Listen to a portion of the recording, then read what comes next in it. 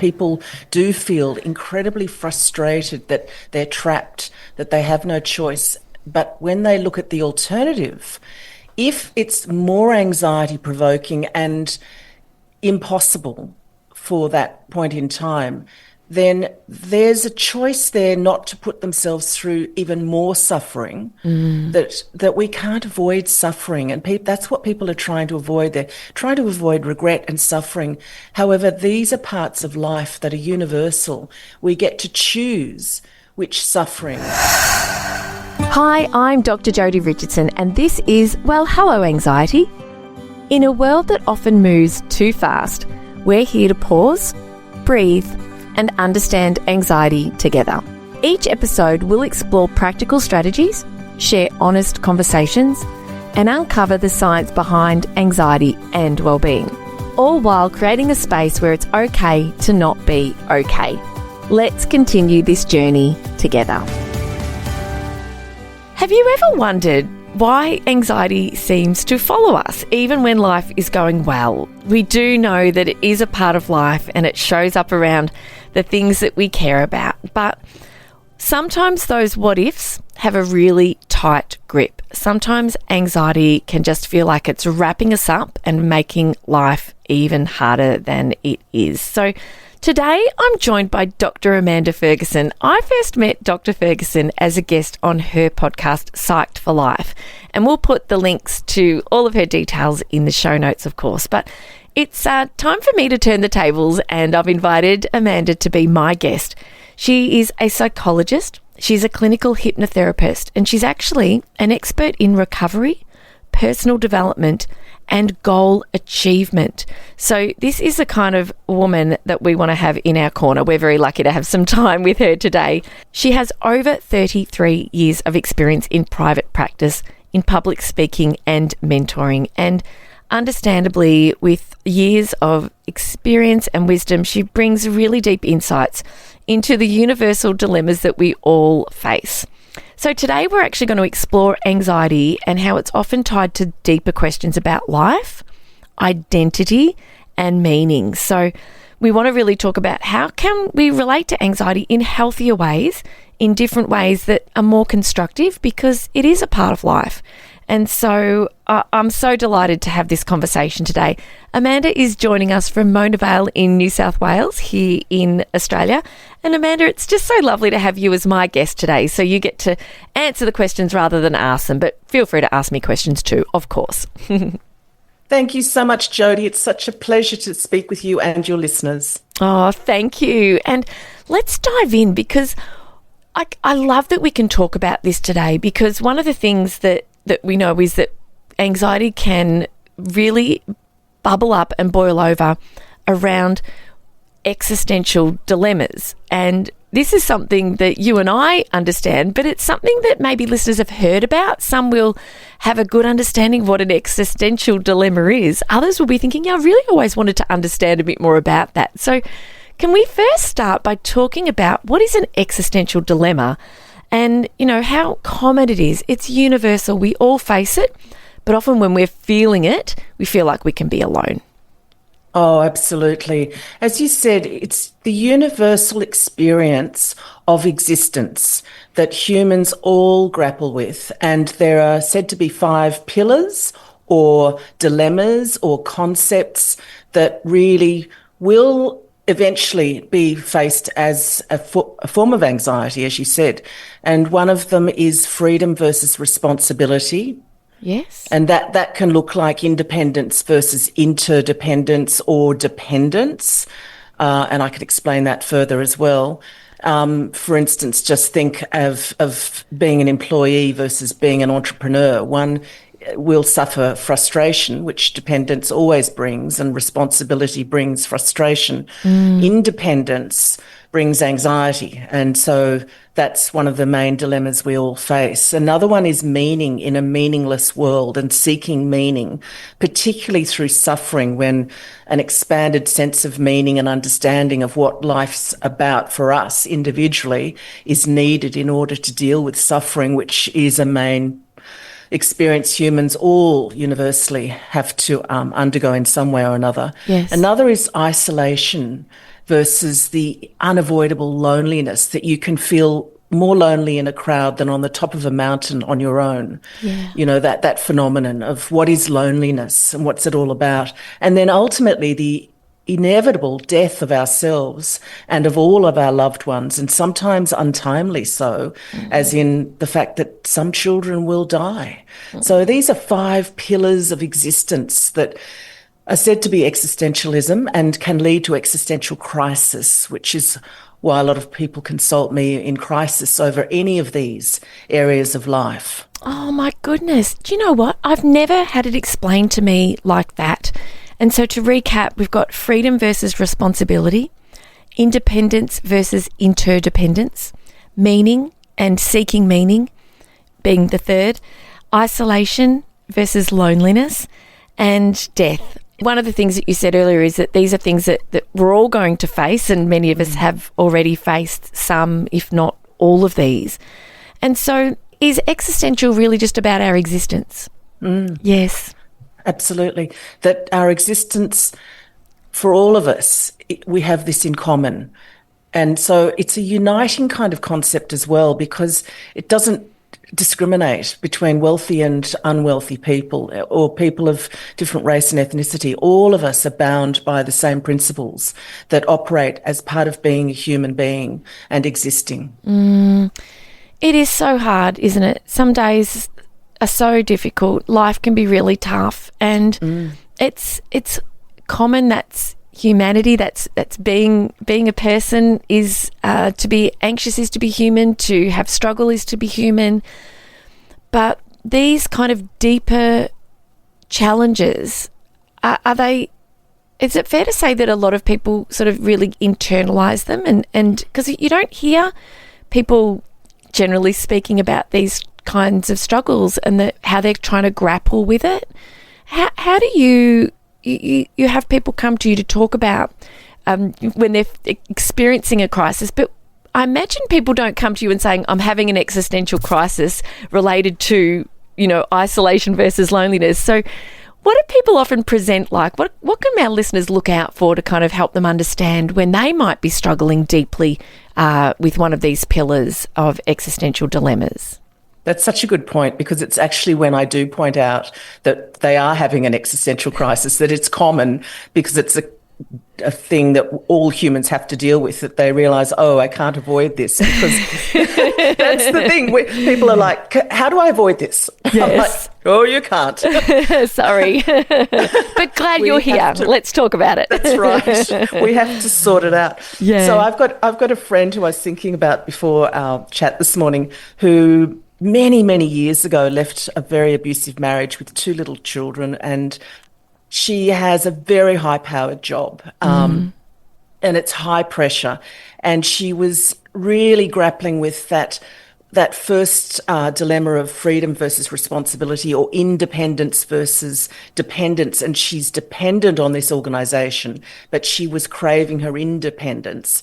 With 2 little children, however, the responsibility, and even though she was highly anxious at the beginning of every year, that she had to challenge the promotion process every single year, and there was high anxiety, the anxiety of leaving was significantly higher. Right. So the grappling with the anxiety of each side of that dilemma was an existential crisis that she really didn't see until I actually said to her, well, this is just one of those times where you have to just make a decision, and whatever's right for you for this year might not be right for the next year. As the kids get older, you might go the other way and choose more freedom. But at the moment, she said, I can't do it. I have to just choose the anxiety and frustration of staying with the politics and pressure of this big organisation. So I think when you can sort of simplify people's problems down to these dilemmas like that, then they can see, oh, it's really simple. I can't avoid anxiety. I can't avoid frustration. I just have to choose which one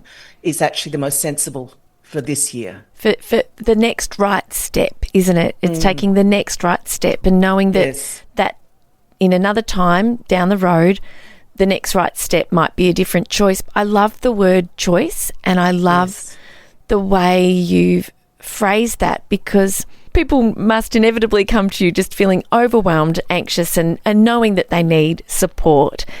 And you tease out, and no doubt different clients, of course, have different challenges and different dilemmas underpinning kind of the struggles that they're experiencing. I think it's really empowering to ultimately arrive at a place where we know we can choose, even though you might feel like you're stuck between a rock and a hard place, especially because there's a lot of uncertainty and unpredictability when we're stepping into an unknown. And in this example, leaving a paycheck, and leaving a role where you've got that stability and that predictability. But I think choice is something that often people feel they don't have. Can we speak to that a little bit about perhaps sometimes, even though the choices are difficult, that there is still an option to have some agency over what's going to happen next? Absolutely. And that's where she was feeling, and people do feel incredibly frustrated that they're trapped, that they have no choice. But when they look at the alternative, if it's more anxiety provoking and impossible for that point in time, then there's a choice there not to put themselves through even more suffering, that we can't avoid suffering. And that's what people are trying to avoid. They're trying to avoid regret and suffering. However, these are parts of life that are universal. We get to choose which suffering. There's a great phrase, tough choices make for an easy life. Easy choices make for a tough life. So when we do the tough work of really facing the ultimate choice we have and what's going to be most sensible, it does make life as easy as it can be, given where we're at, given that life inevitably is not easy. Choosing to do the hard work is the only way forward to make a very successful life. I actually think these are exciting choices. Yes.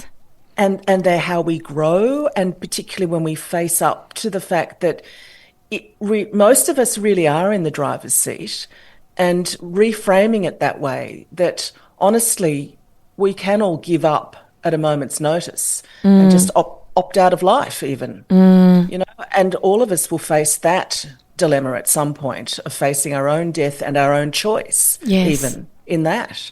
So that's the ultimate choice, to stay on the planet. It really is. And I think it's empowering, not to take away from the fact that it's terribly, terribly distressing, some of the choices that people listening will be facing and thinking about are extremely difficult.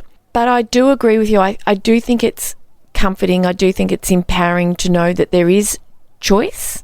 And sometimes you might make a decision, but enacting it, I'm thinking about somebody who might be in an abusive relationship, for example, that might make a choice, but then there's time and planning and supports that need to go into place. So I'm not trying to simplify this or take away at all from the fact that we know that some of you are really, really struggling. I also do think it helps to, what you said before about we can't avoid suffering and we can't avoid regret, because we do worry, don't we, that am I making the right choice? And it can feel like, gosh, if I take this step, it's like the bridge is going to fall away from behind me and there's no turning around. And, of course, we can't wind back the hands of time.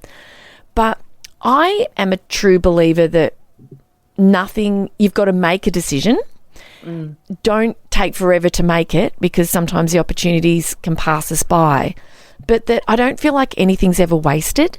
Again, I feel like I've really got to justify this today, Amanda, because I know some people, somebody who's in a terrible personal or a tragic personal situation. I'm not trying to say that that's, that there's a silver lining or that there's a lesson in everything, but I do think that any experience that we go through, it teaches us so much about ourselves, about the world, and it helps us to make decisions moving forward. I hope I've clarified that well.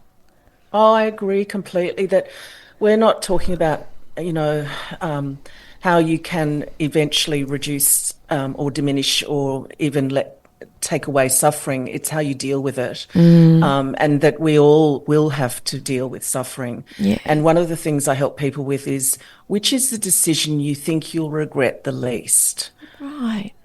Rather than I don't want to have regrets, because you can't avoid regrets when you're making a major decision. And as you're saying, it's better to make a decision than actually completely avoid making a decision and continue to avoid. In fact, I often say to people, make the decision one way, then make it the other way, then make it back the other way, and jump either side of the fence as many times as it takes until you actually land on one side of the fence. Don't sit on the fence, because you'll Yes. never make the decision by just staying on the fence. No, you can't. We don't know, and that's what makes making decisions so hard. So you're not going to know, and it's easy to wait, and it's probably more comfortable to wait until you feel more certain with making a decision, isn't it? But like you say, it's even, I guess, just that kind of cognitive exercise, that thought exercise of, right, I've made this decision, right, what does that feel like? What's that going to look like? What does that mean? Yeah. It's a bit like smelling different perfumes and put the coffee beans in between. Make the decision, experience it as best you can from your imagination. Take a break, and the next day try the other, like you suggested. And, we hate to suffer, and it's so painful. It's so painful, isn't it? And all of these existential dilemmas, I'm just going right back to my notes, that the hardest, well, I mean, I say the hardest being death, but there's so much pain and suffering with any of these, which is essentially why these are the 5 pillars that we're talking about. Grief and loss is so difficult, isn't it? And can we talk a little bit about, for somebody who might be facing that as a dilemma in their own life, or that of a loved one who's very close to them? Yeah, it's just one of the most difficult parts of life in my mind. What are your thoughts? Well, one of the first sort of simple phrases is often used at funerals, for instance, that grief is the price of love. And if you really respect and love that person, you're willing to pay the price. And there's always a price at the other end of love, whether it's divorce, whether it's death, there's always a price. And so love, certainly as an adult, is not for the faint-hearted. You step into it knowing that there will always be a cost. But I think this relates also to the need for us to find meaning in life, that dealing with death and loss in a way that makes sense, that yes, it's the price, but also what does it lead to? What's it about? What is life ultimately about? And none of us can say for sure we've got the answer, but we need to feel that it makes some sense.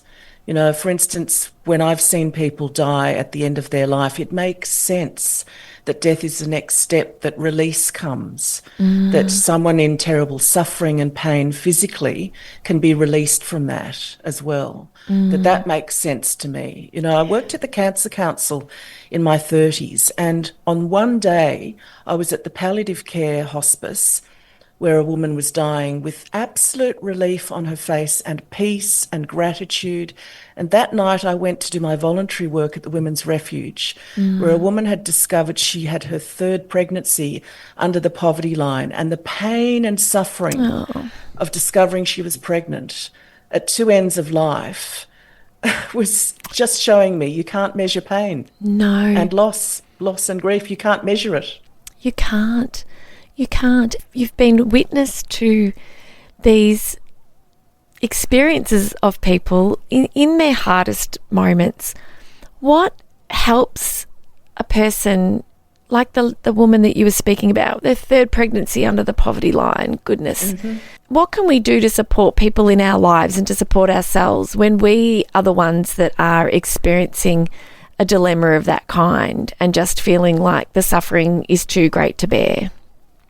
Well, in that case, we had a group of women at the refuge, and I was doing art therapy with them in a group setting, and the women came together for those purposes to support each other. Yeah. And so I think groups of people, men, I encourage to find groups for men as well, because we have similar problems usually in the same gender and the same kind of age groups, although mentoring from older people in the tribe and reaching out to younger people is very important as well. So I think community friends, if you don't have friends, and even if you do and they're not really able to understand, you need people who do understand.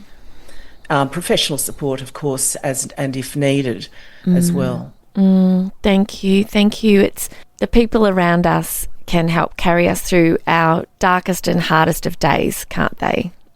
Absolutely. And there's always Lifeline in Australia as well, Yes. of course. Yes. 13, 11, 14. So there's lots of resources. We're in a very lucky country where we have so many resources. We do. We really do. I'm curious, Amanda, as a professional who works and supports, and you are one of those guides and supports, and you're a therapist, of course. How do you look after yourself? Because what you've seen and been a witness to, it must take its toll over time. How do you care for yourself to cope in the role that you're in, which is such a generous and compassionate role in your profession? How do you look after you? Well, I was lucky enough to face most, if not probably all of those dilemmas that we've just mentioned of existentialism, to work out what suits me, what works for me in terms of filling my cup, making sense to me, and individualism, independence, meaning, all these things really matter to me and what I think life's all about. So nature is my go-to, my first go-to, and it suits my type of personality. And I think knowing yourself is the key answer to these questions. Knowing myself, that nature, the ocean in particular, walking on the beach, going into the ocean, I'm a sailor, getting on my boat, those things, time to myself, because giving to people means I then need to give to myself. Hanging out with myself is so important, and with nature. Oh my goodness. Listeners can't see me smiling, but just knowing, like you said, knowing yourself, knowing what you need, listening, giving ourselves the time to be able to really reflect on, how am I going? Where am I at? What do I need? And do you know, in the summer, look, I was in the ice bath with a friend the other day, Eva Harrod, who's been a guest here on the podcast. We sauntered an ice bath together, and oh my goodness me, it was painful. I will do that, but I don't love it. But I love the water in the summer. And some days I just feel like I've got to get in the water. I've just got to, I'll pick up the kids from school and I'm like, I've got to get in the water. Who's coming? And, you know, depending on sport and homework and all that, sometimes I just don't want to.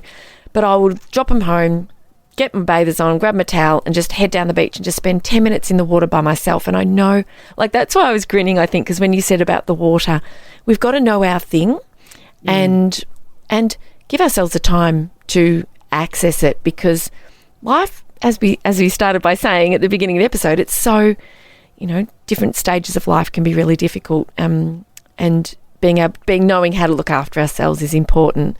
Amanda, gosh, we're just getting started, and what I'm going to do now is I'm going to say farewell to you, and we're going to pick this back up again next week, because one of the things I really want to talk with you about is how to disarm and deal with the tight grip of those what ifs of anxiety. So thank you so much for your time in this episode. We've only just begun, so I can't wait to get stuck in and talk to you again next week. Such a pleasure, Jodi. Thank you so much. Thank you for sharing this time with me on Well, Hello Anxiety. Remember, understanding anxiety is the first step to managing it.